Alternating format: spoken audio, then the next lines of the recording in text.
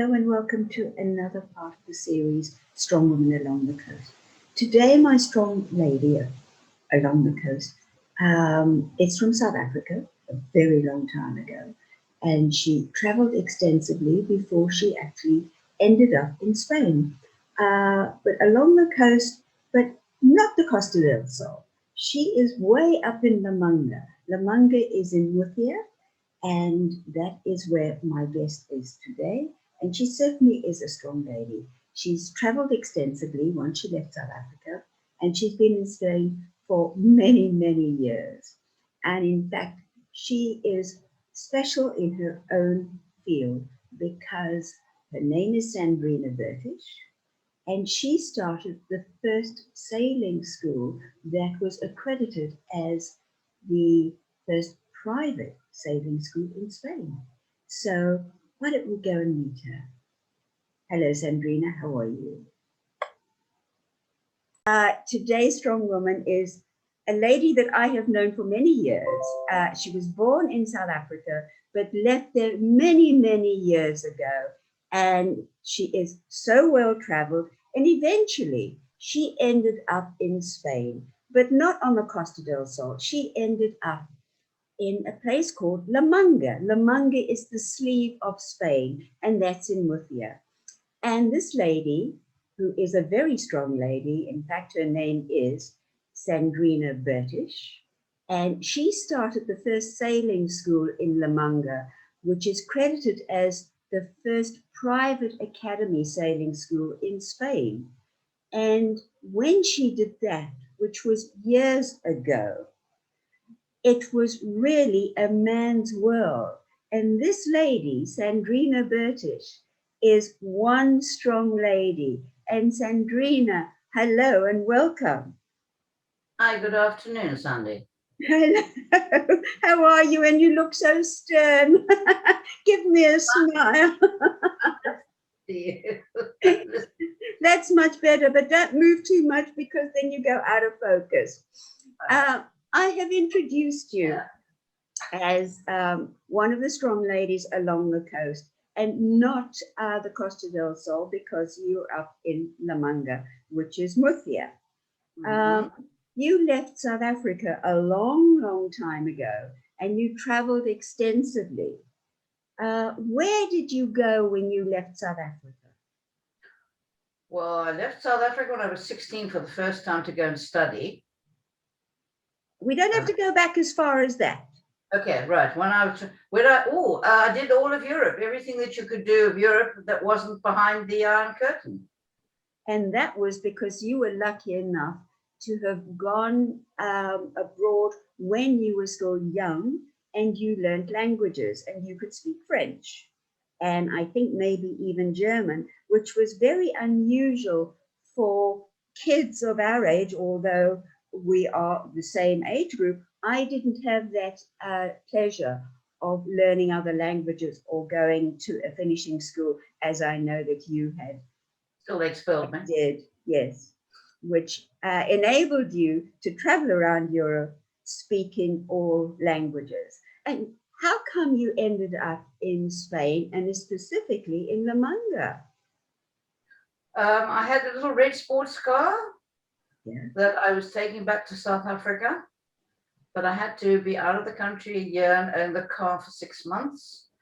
And I got sick and tired of being cold in Holland and not be able to earn money and being always cold and ice forming on the inside of my windows. So I got myself a job with a Dutch travel company in Torremolinos as a guide. Okay. So I came down for the job, met my father on the way, and got to Torremolinos a week ahead of time, and they'd given the job to somebody else. Oh my goodness me. So I didn't really have much money left to be able to either get to the border of France or the border of Portugal. And I had met an American who was the head of the American base in Cartagena, and he said, come back here, we need a teacher. I'm going to stop you because if you move in your chair, I'm losing your focus. Sorry. On the screen. Sorry, carry on. So you met this man. So I met Wiley Coffey, who was the head of the American base, and when I phoned and said I was having problems, could he make any suggestion? He said, we need a teacher here on the base for our pupils who do a correspondence course. Could I please come back? Which I did. And from there, I came to, I'd been to Manga beforehand without actually knowing. When I was traveling around Europe and Portugal, Spain, and I fell in love with this beautiful place. It had incredible sunrises and sunsets and lots of dunes. But then there was nothing here then, practically. So I then came down here, and an article was put in the paper about me. Saying what? Well, this young lady, at the age of 20, whatever I was traveling around Europe, and I'd done 22,000 kilometers and visited God knows how many countries. And they said I spoke 11 languages, which was totally untrue. You just speak Zulu and Xhosa and all the African languages as well. I could speak Xhosa. So I stayed put, and because of this article, I was offered jobs in the Manga. And what was your first job?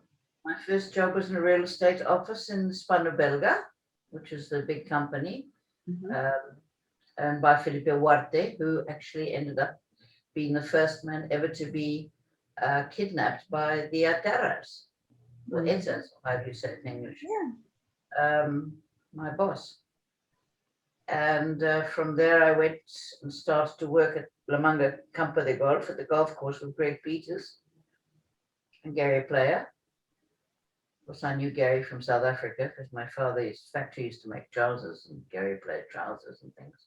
That was Bertish & Co., wasn't it? Correct. Yes.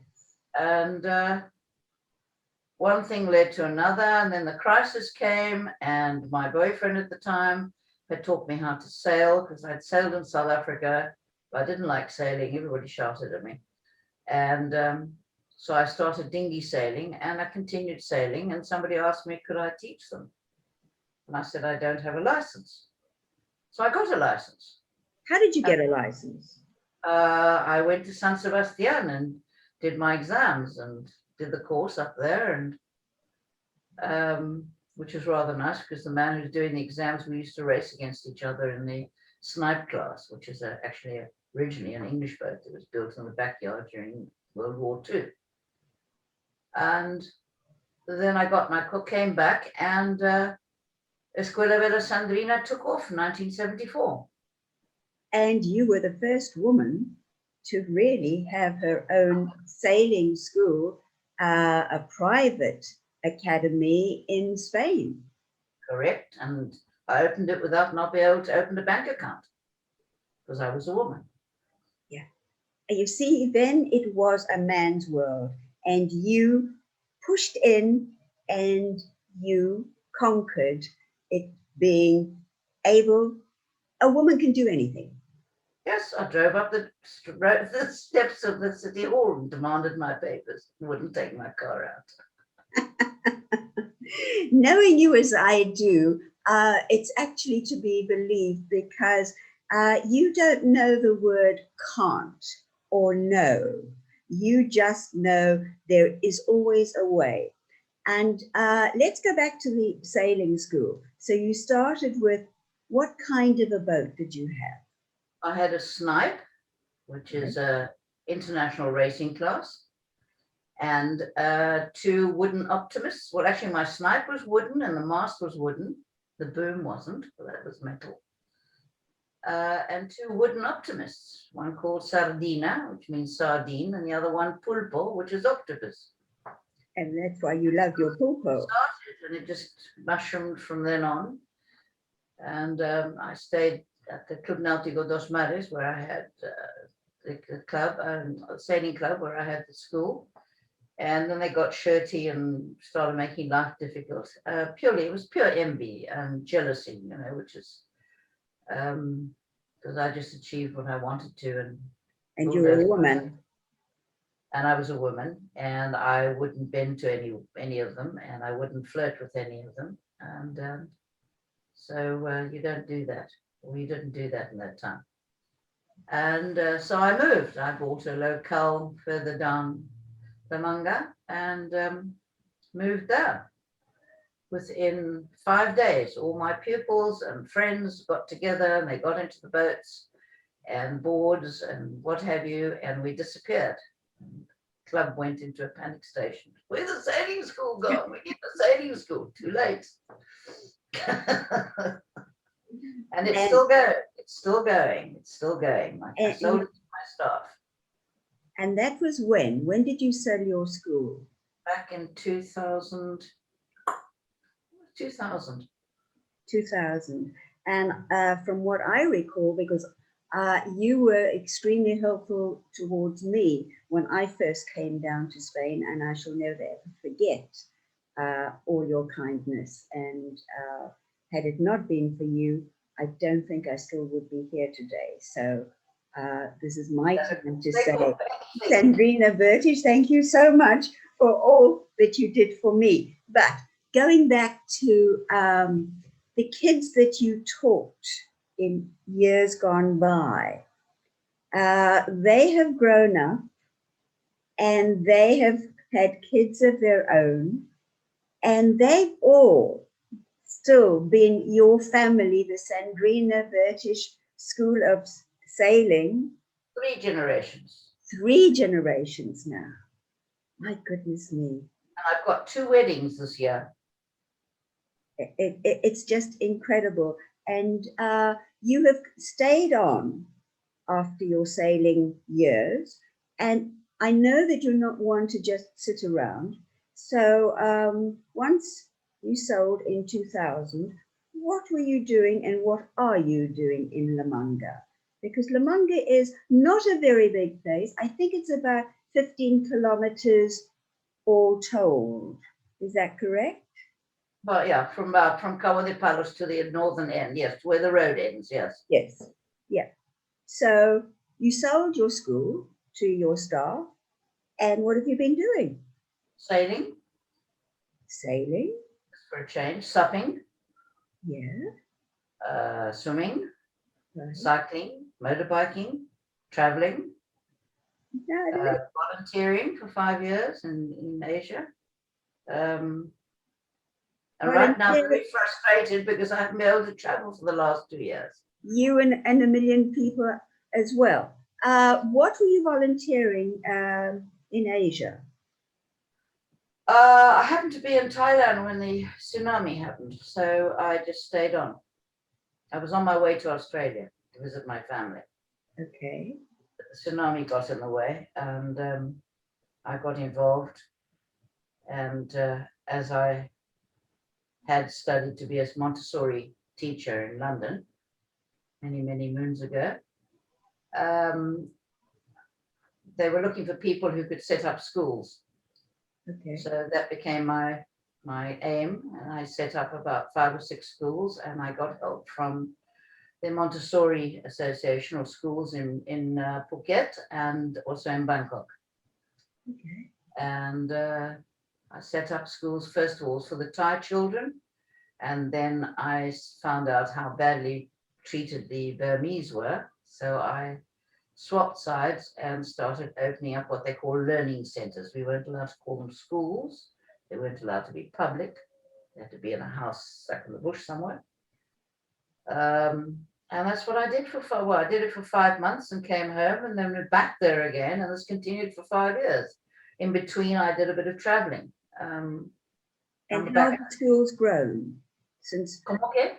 How have the schools grown? Each time you've gone back, what have you seen? They grew and grew, and the children grew, and they grew out of the schools, and they're all married now with kids. And the last time I was out there, it was quite amazing. I was driving along on a borrowed scooter. Well, actually, it was originally mine, which I had given to a family for their use, so they could, go and do their little noodle shop, etc.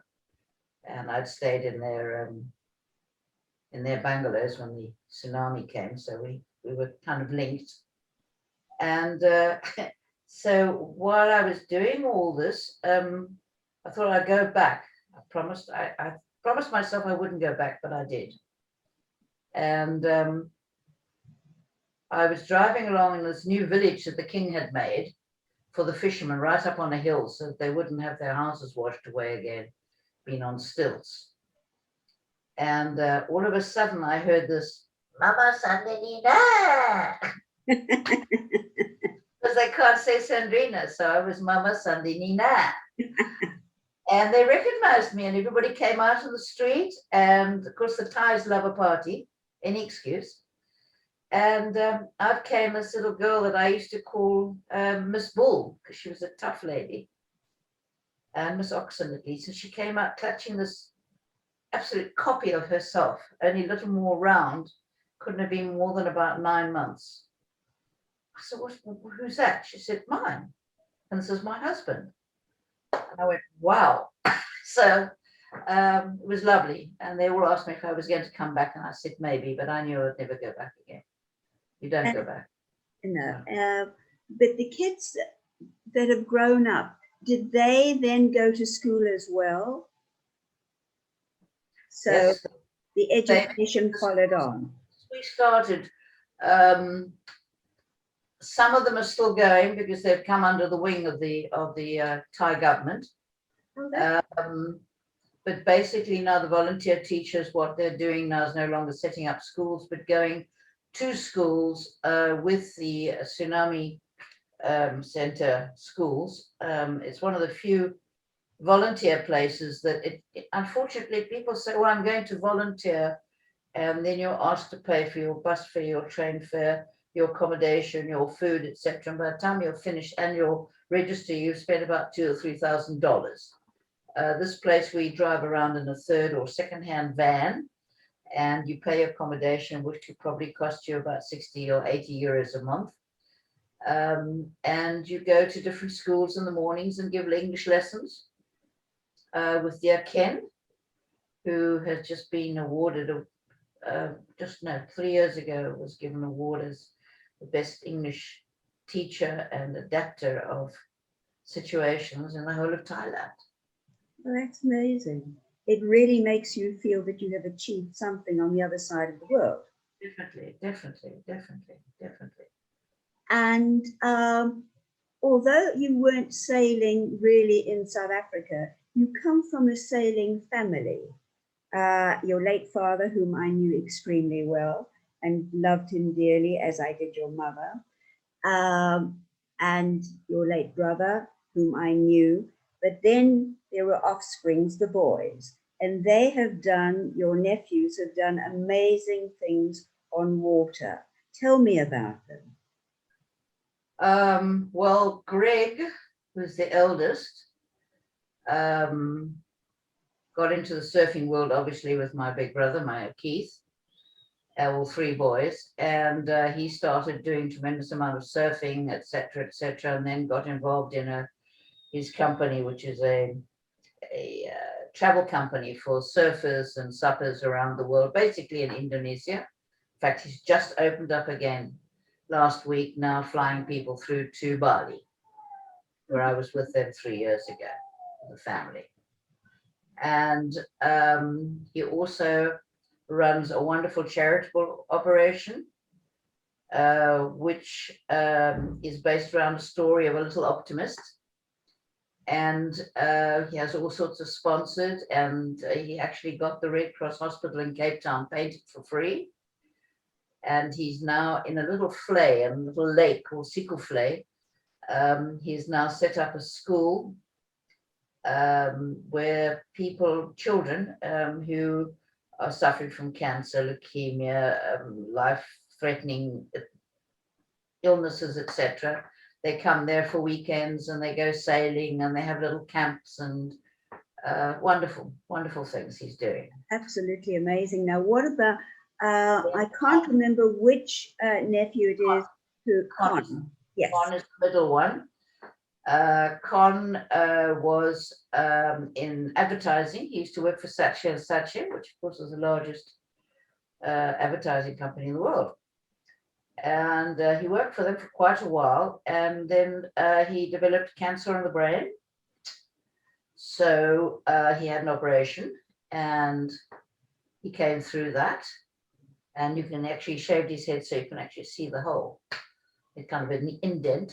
And he then started playing with the idea of the cancer that he had to try and overcome it. And slowly but surely, he became known for his positiveness and helping people get over, the reaction of cancer and coming to terms with it and leukemia, etc. And he now travels around the world talking about it. And he started a wonderful application called the Cancer Dojo. And his signature is happy people. Cancer can't kill happy people. Lovely. But now I'm trying to get to one of your nephews who did something on water. And he's going to do it again in about 3 months' time. Okay, tell me about it. He's had a modified SUP, stand-up paddleboard. Actually, this has like a little cabin on it, 2 cabin where he could be in it, and another off cabin where all the electronics were, and the water, water purifier, and etc. And he paddled it. It weighs God knows how much. And he paddled that. Originally, he was going to go from Spain, but then he started off in Agadir in Morocco. And 93 days later, he ended up in the Caribbean. That got a tremendous amount of publicity, press and television. Got money together to help kids for schools, breakfast with a large amount of schools, and operations on hair lips and all that type of thing. And he's now doing the same thing, but this time he's going to do it with a wing, which makes me very envious. What is a wing? A wing is it's a combined version of a windsurfer and a kite surfer. A kite is a comet, right? Right. Lots of fun. I took my first lessons at the age of 70. And then it's actually like a shape of a wing, and it has, on the extreme edges, is blown up with air, just like the comet went for kite surfing. Yes. And he is going from the United States across to Hawaii, I think. I'm not too sure. I get all the stuff thrown at me, and I kind of look at it and go, oh no, not again. But is he doing this for charity? I presume so. Then none of my family do anything if it's not for charity. This is exactly, I mean, the entire Bertish family, I know as a very strong family. And you, Sandrina Bertish, have shown all along the way, even though you are very, very female and very, I was going to say girly, but you've always been girly, but you've always been in a man's world, and now you're even very much so involved in motorbiking with the bikers. So tell me about that. Well, I've always wanted to be a biker, but I just didn't have the time to, you don't buy a bike and just park it. So once I sold my business, I bought myself a little Chinese runabout, which was fun. It started to kind of, screws and bolts started falling off at different times. But fortunately, through that, I met a super new motorbike club who adopted me, escorted me home to make sure I got here with all the strings, was it boot laces tied around the accelerator so I could get back. And that's when I decided this was time to get myself a decent bike. So I went out and I bought myself a Honda Shadow, which is absolutely beautiful. She's silver, she's gorgeous, she's a princess. I love her to bits. And I belonged to a motorbike club for a while, but I found that there were two kind of machista, and I'm not really into heavy rock. And I get sick and tired of going to every weekend to a concentration where you're given paella, beers, you have these so-called sexy women, the so-called sexy men, and rock music you can't hear, and everybody pats them on the back until you end up with practically your shoulder blades coming through your boobs. It wasn't my scene. So I left and became what is known as a free rider, and I ride with whoever I want to ride. Or during this particular period, I've been riding on my own and discovering different little hamlets and backstreet roads and the countryside. And officially I shouldn't have been there, but it doesn't really matter. Same as I shouldn't have been paddling on my paddleboard during the first 4 months, but I was. I kind of figured out who was going to send a policeman out in the middle of the moment to fetch an old lady on a paddleboard. My goodness me, you have not changed from the young girl that I knew all those years ago until now. As I said before, you never ever say can't do or no. If you want to do it, you find a way. In the little area of La Manga, which is not a very big area, where can you ride to now with the situation that we're in as far as lockdown? And I don't know what your lockdown is like. Our lockdown is until we can't leave the province unless, of course, it's something vitally important for work or for any other. So we're still stuck within the province. Okay. But there's enough places for you to go. And yes, Murcia province is quite unique. You know, people tend to think of Murcia are the lettuces which are exported, which are ruining my sea. But a lot of seaside. The interior of Murcia is quite beautiful. We have right now they're starting the rafting again. There's lovely rafting down rivers. There's great places you can go around on, what do you call these things? They're not motorbikes, they're quads. Okay. There's great areas of quads that you can go up through the mountains and hills and in between all the olive areas. There's dry areas, there's very green areas, Ricote, which has a beautiful reservoir. And then you've got Jumilla and Mula and Fortuna, who are known for their wines and for their spas. And then you've got Priego, which is up in the mountains. There's just beautiful villages and towns. Great wine, great cheese, good food, wonderful food. And lovely people. And the people are magic. Though right now you can't really mix with them. No. But basically, they are salt of the earth type of people. Oh, yes.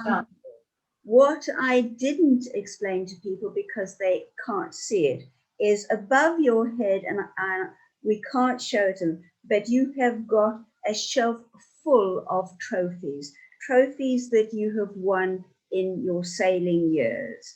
And that to me, as a woman, just shows a woman can do whatever they want to do, as you have done. You have achieved so much.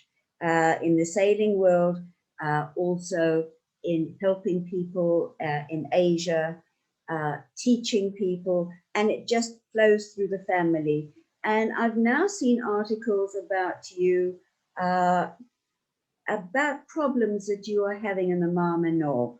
Can you just give me a little idea about what is going on?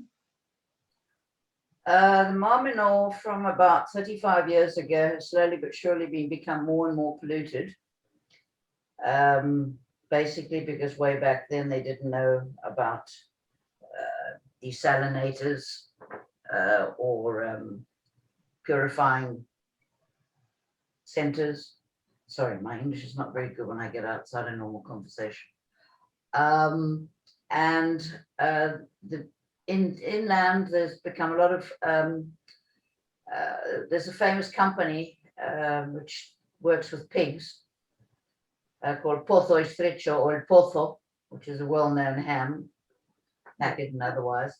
And of course, they employ God knows how many hundreds of farmers with thousands of pigs. And of course, that goes into the subsoil and drains through. And then we've got the old mines, which go back to the Roman days.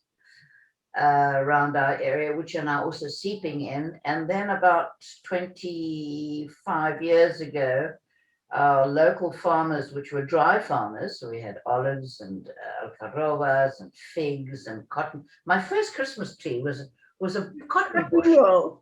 I remember. A whole bush. I went and asked the farmer if I could have a branch, and he just took the whole thing and handed it to me, and I stuck it in the back of my convertible. By the time I got to La Manga, there wasn't many cottony things on it, but that was my first Christmas tree, which was rather fun. I think it was my first and last Christmas tree. I'm not into Christmas trees, I'm afraid. That was my mother, not my father's side. Yeah. Okay, let's carry on about the pigs and the salination. From this dry farming, which is terraced. So terraced farmings, when it rains, the water seeps down into the terraces and stays there. Okay. And thereby waters all the agricultural products. Okay. What they've done now is flattened everything, plowed straight down to 300 meters from the beach, directly straight down, and putting in irrigation filled with nitrates and nitrogen and all this horrible stuff.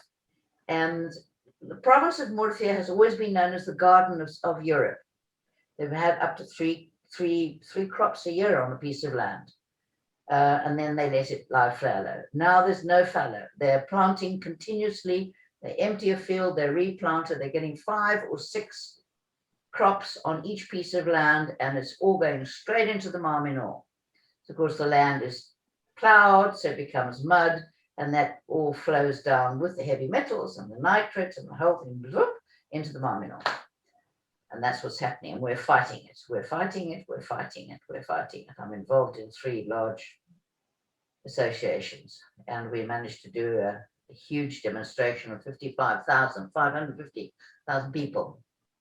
Didn't seem to work without government, but anyway. So what is going to happen to the Mar Menor? I hate to think. Because people living there are losing it day by day. The people who are on the other side of the Mar Menor, in other words, on the mainland, you know, the Mar Menor is explain to my viewers without your hands moving as much, because then it's covering your face, sorry.